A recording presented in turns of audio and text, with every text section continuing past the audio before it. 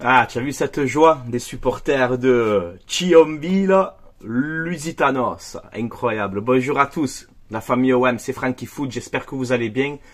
On se retrouve aujourd'hui pour une petite vidéo rapide, un petit JT Actu OM comme d'habitude, où on va parler de ce tirage au sort de cette Coupe de France. Et voilà, donc installez-vous comme d'habitude, on démarre tout de suite. Je vais répondre vite fait à un commentaire hier qui m'a fait rire, mais il a raison, hein. Dans un sens, il a raison. Je fais rarement ça, mais bon, j'avais envie de lui répondre. C'est Merco T. Voilà, Merco T. Il m'a dit, s'il te plaît, Francky. Ah, il m'a fait rire. Change l'ampoule, ça fait mal aux yeux. Si tu désires une cagnotte, si tu n'as pas de thune, bon, fais-moi signe, quoi. Donc, Merco T, merci beaucoup de ta proposition. J'ai pas besoin de thunes, tout va bien, tu vois, j'arrive à me débrouiller. Mes ampoules marchent très bien. Je sais que ça fait des bugs des fois de lumière, c'est pour ça que je réponds comme ça, on met tout le monde d'accord, mais je sais que j'ai des bugs de lumière, comme là ça vient de faire. Les gars, c'est pas l'ampoule, ça vient du téléphone. J'ai une option, je pense, à régler, pour plus que ça fait ces petits pits là de caméra. Donc voilà, c'est pas d'ampoule. Attends, je sais pas si je peux te montrer là. Au pire, je vais te montrer si je peux. Attends, je sais pas si vous voyez. Attends, c'est un peu la galère. Voilà, l'ampoule elle est là, tu vois. Je sais pas si vous voyez. Enfin, ça clignote pas, tout va bien. Ça vient du téléphone, les amis. Voilà. Attendez, je me recadre. Donc c'est à cause du téléphone que ça fait ces pites là. Mon petit Merco, mais en tout cas voilà. Tu as raison, je sais, ça m'a fait rire. Je vais essayer d'arranger ça. Voilà, de trouver le bon paramètre. Voilà. Bon, pour ce tirage au sort de cette Coupe de France des 32e de finale, ça a été tiré hier à 19 h. Donc moi j'ai suivi le live chez mon frérot Rafootball. J'ai suivi son live, on a parlé et tout ça, c'était pas mal. Donc on va jouer contre l'US Thionville Lusitanos. Apparemment il y a beaucoup de supporters de l'OM là-bas, hein. Heureux, hein, les supporters de jouer contre nous. Donc c'est un club amateur de National 3. Voilà. Ne pas prendre ce match à la légère. Tu sais très bien que l'OM, combien de fois en Coupe de France on s'est fait sortir par des clubs, hein, on va pas refaire le passé, d'accord? Je vais pas commencer à te prendre les exemples, mais voilà, National 3, pas National 3, il faut respecter notre adversaire et jouer comme il faut, comme l'Olympique de Marseille, et gagner ce match. Voilà, parce que la Coupe de France, comme tous les ans, on fait un objectif de cette Coupe de France. L'année dernière, tu aurais pu la remporter. Si tu perdais pas contre Annecy. Bref, depuis 1989, on a pu remporter cette Coupe de France. Donc c'est vrai que c'est quand même scandaleux, hein, les gars, faut se le dire. Donc voilà, j'espère que cette année, ça sera la bonne, qu'on va remporter ce trophée. Le match, on m'a beaucoup posé la question hier, Francky, il va se jouer où le match et tout, donc je ne savais pas. Là, on a eu une déclaration du président de Lusitanos. Il nous a dit, il y a de grandes chances que le match se joue à Metz. Voilà, donc on attend encore confirmation, les gars, ok? Je ne sais pas pour l'instant. Donc le match, c'est entre le 5 et le 7 janvier. Voilà, ce match de Coupe de France. En espérant que l'OM aille le plus loin possible dans cette compétition. Voilà. Je vous mets quand même le classement de cette équipe amateur dans son groupe. Alors, on peut voir qu'ils sont 6e hein, de la National 3, là. 11 matchs, 5 victoires, 2 nuls, 4 défaites. Ils ont 17 points. Ils sont à 7 points du premier, Sainte-Geneviève. Geneviève ou Geneviève, je sais pas. Voilà, donc ils sont à 7 points du leader. Voilà, je vous mets quand même ce classement, mais ça m'a fait délirer. En tout cas, voilà, hein, je suis content de ce tirage. Ça va être assez familial, je pense, ce match-là, en espérant la victoire de l'OM. Et un grand merci à tous les supporters de l'OM qui sont de là-bas. Voilà. Je vous mets aussi le calendrier donc de l'Olympique de Marseille jusqu'à la trêve, ok. Donc on peut voir qu'on va jouer Brighton jeudi. Objectif gagner ou faire nul pour finir premier de cette poule d'Europa League pour être qualifié directement en huitième de finale. Ensuite, tu reçois Clermont dimanche au Vélodrome et tu finis à Montpellier. Là, on a enchaîné 4 victoires d'affilée. Est-ce qu'on peut enchaîner encore? C'est tout ce que j'espère, en tout cas. Mais il faut pas perdre. Voilà, Brighton, on verra, c'est la Coupe d'Europe, c'est pas pareil. Mais en tout cas, un championnat, Clermont-Montpellier, je vise, allez, 4 points sur 6. Si on peut faire 6 sur 6, c'est encore mieux. Hein? Voilà. Regardez ça aussi, les gars, incroyable. La comparaison entre Aubameyang et Alexis Sanchez. On peut voir que Aubameyang, il a été décisif 17 fois en 21 matchs. Voilà. Toute compétition confondue, donc c'est 12 buts, 5 passes décisives pour Pierre-Emerick Aubameyang. Donc ça y est, c'est lui qui porte l'OM, qui porte l'attaque de l'OM. Voilà. Alors qu'on pensait qu'il était cuit. Eh ben non, je pense qu'on s'est trompé, tant mieux pour nous, tant mieux pour l'Olympique de Marseille. Et on peut voir qu'Alexis Sanchez, en 21 matchs, il a été décisif 8 fois. Et c'est 8 buts avec 0 passe décisive. Voilà. Donc Aubameyang, s'il continue comme ça, il va dépasser la saison d'Alexis Sanchez. Alexis Sanchez, c'était 18 buts, toutes compétitions confondues. Aubameyang, il est déjà à 12 quand même, tu vois. Donc continue comme ça, mon petit Aubameyang. Le classement des buteurs de l'Olympique de Marseille, toutes compétitions confondues. Donc Aubameyang premier avec 12 buts. Deuxième, Chancel Mbemba, un défenseur, 5 buts, incroyable Chancel Mbemba. Mais quand même, c'est un problème. Quand tu vois que ton deuxième meilleur buteur de l'équipe, c'est un défenseur, il y a vraiment un souci, les gars, quand même, entre nous. Hein. Voilà. Donc troisième, Ismaïla Sarr, 4 buts, toutes compétitions confondues. Quatrième, Vitinha, 4 buts. Toutes compétitions confondues. Bref, ça aussi, c'est des stats à régler. Il faut que les Ndiaye, les Sarr, les Correa, les ce que tu veux, ou peut-être recruter en janvier un attaquant. Mais c'est pas normal que ton deuxième meilleur buteur du club, c'est un défenseur, quoi. C'est vraiment incroyable. Bref. En tout cas, on va mieux, hein. Alors, on va parler vite fait un peu de la CAN et du Mercato. Alors, regardez ça, pendant la CAN. Alors, la CAN, les gars, c'est du 13 janvier au 11 février. Ok, donc on va dire à peu près un mois de compétition. L'OM va perdre 7 joueurs. Alors déjà, qu'on n'a pas un effectif énorme, tu vois, en termes de joueurs, tu vas perdre 7 joueurs pendant la CAN. Alors on me dit, Francky, ça va, c'est que un mois. Ouais, mais je m'en fous, moi. Ça fait beaucoup, les gars. Ça fait beaucoup, tu vas perdre Unai, Harit, Gueye, Ndiaye, Sarr, Mbemba, Muguet.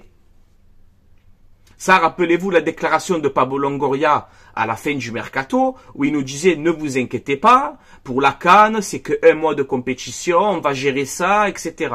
On va voir si c'est le cas, hein, parce que moi, ça me fait peur quand même. Tu perds 7 joueurs. Eh, c'est pas rien, les gars. Un mois, pas un mois, tu auras des matchs quand même en janvier et début février. Eh oui, les gars. Donc, il va falloir absolument recruter au mercato d'hiver. Absolument. Encadrement de masse salariale, pas de masse salariale, la DNC, je m'en fous complètement. Il va falloir recruter. Voilà, c'est clair, net et précis. Donc le mercato, dans mon avant-match de, je sais plus c'est lequel, mais de Lorient. Dans mon avant-match OM Lorient, je vous disais que Nadir et Pape Gueye sont en fin de contrat. Et il va falloir commencer à se poser des questions. Est-ce qu'on les prolonge, est-ce qu'on les prolonge pas? Parce qu'on arrive en janvier et j'ai pas envie de voir Nadir et Gueye partir gratuitement. Tu vois? Non, ça c'est... Je déteste les joueurs qui s'en vont libres. Donc il faut les prolonger. Mais là justement, on a ces infos qui sont sorties. Donc Bilal Nadir. Nadir, oui voilà, Nadir. Nadir, négociation en cours pour une prolongation de contrat. Donc ça, c'est très bien. Voilà, ça c'est très bien. Il faut le prolonger, ce petit jeune. Le prêter peut-être la saison prochaine ou quoi, pour qu'il ait du temps de jeu, si vous voulez. Mais Nadir, moi, j'ai le peu de fois que je l'ai vu sur le terrain, il a quelque chose, ce petit jeune. Donc là, on voit qu'il y a des négociations pour le prolonger. Pareil pour Pape Gueye. Pareil pour Pape Gueye. Donc il est aussi libre à la fin de la saison. Et on peut voir que l'OM aussi est en négociation pour prolonger Pape Gueye. Sauf qu'il a une cote en première ligue. Donc on a un tweet, je ne sais pas si c'est un journaliste anglais ou je ne sais pas, qui nous dit que peut-être qu'en janvier, tu peux avoir une offre d'un club de première ligue pour Pape Gueye. Donc on a Brentford qui est intéressé, ça c'est des rumeurs qui nous dit ce monsieur-là. Brentford, Fulham, Nottingham Forest. Donc voilà, il y a la première ligue qui va taper à la porte de Pape Gueye et aux agents de Pape Gueye, tu vois. Donc, si on a l'intention de ne pas le prolonger, autant le vendre cet hiver, même si j'ai pas envie de le vendre, personnellement. Mais si on le prolonge pas, autant le vendre cet hiver, pour pas qu'il s'en va libre cet été. On est d'accord, les gars. Voilà. Même si mon souhait, ça serait qu'il prolonge. Parce que je suis sûr qu'il peut nous apporter. Voilà. Donc, on verra bien. L'affaire Pape Gay, tu vois. Donc au mercato, je t'ai dit, pour moi, il faut se renforcer. Alors, je vais attendre un petit peu avant d'annoncer quelques pistes et tout, parce que là, bon, c'est vraiment encore des rumeurs. On voit des rumeurs mercato qui sortent. Là, ça parlait de Iconé, de si, de je sais plus qui, là. Bon, on va attendre la trêve, et après la trêve, on fera des rumeurs mercato, etc., des joueurs que j'aime bien.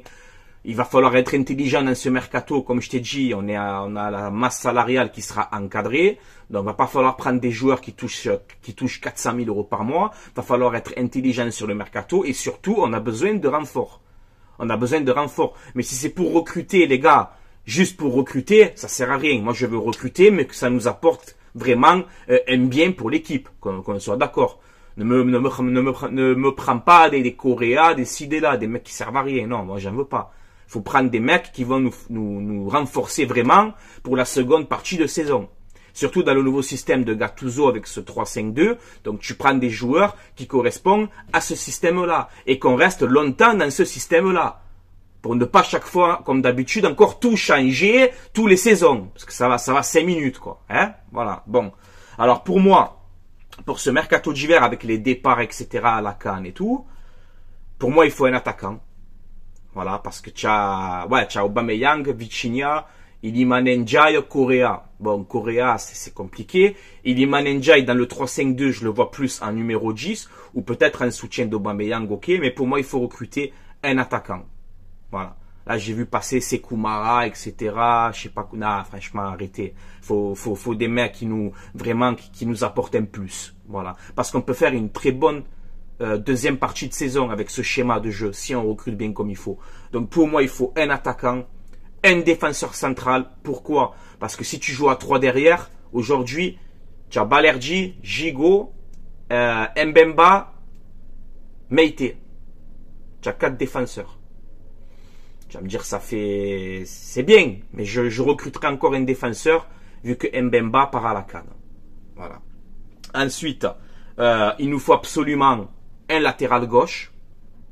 Voilà, un piston gauche pour doubler Renan Lodji. À droite, Tchébin, Tchaklos Murillo, c'est parfait. Par contre, à gauche, on a le petit Soglo. Bon, ben, apparemment, on ne lui fait pas confiance. Donc, il faut recruter absolument un latéral gauche. Et pour moi, je vais le dire aussi quand même, un milieu de terrain. Un milieu de terrain pour pallier cette blessure de Rongier. Voilà, parce qu'au milieu de terrain, tu as Verretou, tu as Unai, tu as Kondogbia, tu as Gay. Et tu as Harit qui joue en 10. Moi, je te parle des 2 milieux centrales, pas du numéro 10. Kondogbia, souvent blessé. Gay qui va partir à la CAN. Tu te retrouves aujourd'hui avec Verretou, Unai. Verretou, il enchaîne tous les matchs. Il n'en peut plus, Verretou. J'ai pas envie de le cramer, tu vois. Et heureusement qu'il est là parce qu'il est performant. Donc, pour moi, il nous faut aussi un milieu central. Voilà. Donc, je vise 4 recrues au prochain mercato. Donc, on récapitule. Un attaquant de pointe, un défenseur central, un piston gauche pour doubler Lodji et un milieu de terrain. Voilà moi ce que je vise pour ce mercato de janvier. Voilà, on verra si la direction va suivre ça. Mais moi, c'est personnellement, comme j'analyse la chose, c'est ce que je ferai, les gars. Voilà. Bon, ben voilà, on a fait un petit peu le tour. À vous, comme d'habitude, les gars, supporters marseillais, supportrices marseillaises, supporters, supportrices d'autres clubs, il n'y a pas de souci tant que c'est dans le respect, il n'y a pas de problème. Je vous fais confiance. Vous pouvez commenter cette vidéo, me dire voilà votre avis comme d'habitude, les gars, comme vous savez faire. À donner aussi quelques pistes de mercato, ça peut m'aider aussi au poste que je vous ai dit. Voilà, pourquoi pas. Mais ça, j'attends. Comme je vous ai dit, j'attends la fin de la première partie de saison. Là, après Montpellier, après le match de Montpellier, on fera les potentiels recrues, etc. Voilà. Moi, vous savez que je suis un très très grand fan de mercato. Donc voilà, ne vous inquiétez pas. Et ça sera aussi le premier mercato de l'ère Mehdi Benassia, tu vois. Donc on verra bien ce qui va apporter. Voilà. Donc voilà, n'hésitez pas aussi à vous abonner à ma chaîne YouTube si vous aimez mon contenu.